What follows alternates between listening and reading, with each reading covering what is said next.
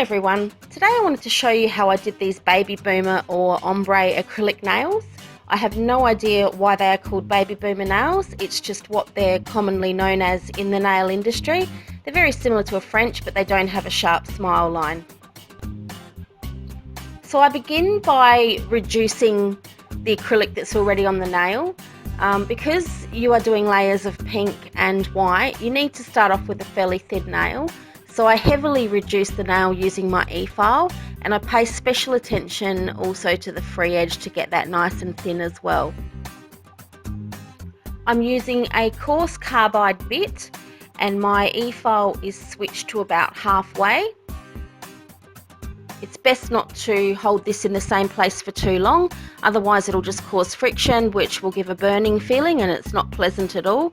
So it's best to just work from side to side on the nail and not concentrate on one place for too long.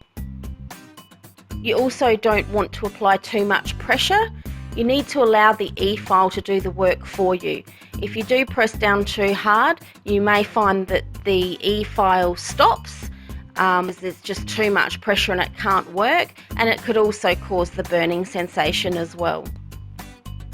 I would really like to emphasize that you should only use an Efile if you have been correctly trained. They can be a very dangerous tool if you are not sure of what you are doing and you have not been trained correctly.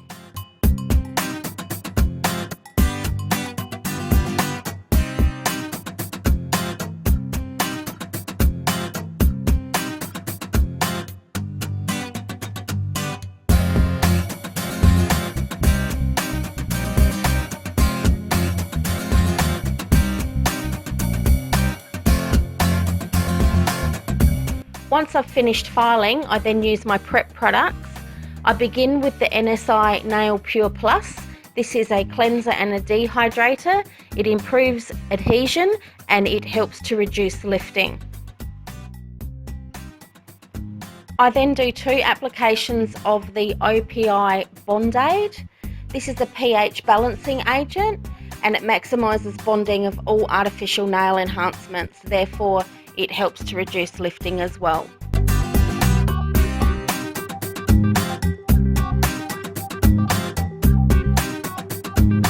I then apply my acrylic primer and then the nails are ready for the acrylic application.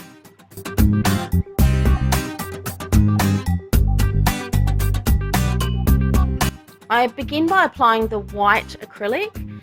This needs to be a reasonably wet bead, however you don't want it that wet that it runs everywhere. You still need to have control of it. So I begin by applying it to the free edge and then I start fading it down towards the cuticle. If you see any pockets, it's best to fill them up with tiny little beads, as this will show up in the end result if you don't have a smooth, even finish. Try to keep this relatively thin as it does get bulky at times. Use the belly of your brush to flatten out where necessary. I then apply the Cover Pink. This particular Cover Pink is fantastic. It's about a 90 to 95% cover, so it's not entirely opaque, but I find it really good for the baby boomer nails as it blends really nicely into the white. If you find that there's areas that you've missed, use small little beads to fill those in as you did with the white. Some tutorials I've watched, people have applied clear over the top of the pink and white. I didn't find that this was necessary as my application was fairly smooth. If you did need to do a lot of filing to make your application smooth, then by all means I would recommend using a clear, because then you're just smoothing out the clear coat rather than filing into the pink and the white. I like to keep my nails relatively short. It suits my lifestyle. However, I found that this did create a bit of a challenge when applying the baby boomer look.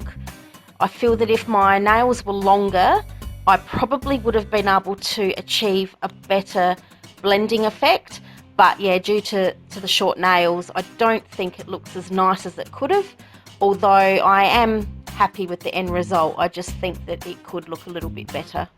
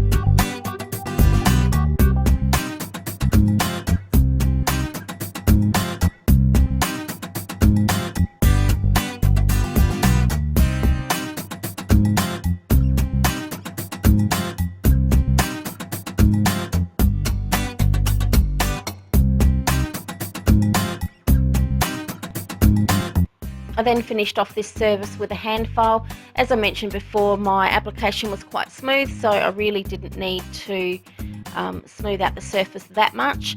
I did notice, however, that my white seemed a bit flared on the nails. I wasn't overly concerned as I was doing the application because I knew that I would be able to fix this up with the filing. I then used an anti-bac spray with a soft brush to remove all of the dust and debris off the nail. Then I'm ready to go in and apply my top coat.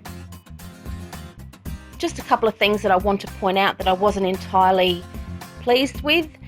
Here on the ring finger, I felt that this side needed a bit more blending. You can sort of see where the white ends. It's not blended enough for my liking. And also on the index finger, I feel that there's too much white. It looks a bit milky. I may or may not remove this and apply it again. For now, I'm just going to leave it, but yeah, I'm sure it's going to grate on me until I do fix it up. So just a couple of things I wanted to point out about this application that I do feel needs improvement. It's then time to apply the top coat, and once this is cured, be sure to remove the tacky layer. As always, I like to finish with lashings of cuticle oil. I hope you've enjoyed this video. I will be putting a full list of the products that I've used in the description box below, and if you have any questions, please don't hesitate to ask, and I will endeavour to get back to you as soon as I can. Thanks for watching and have a nice day.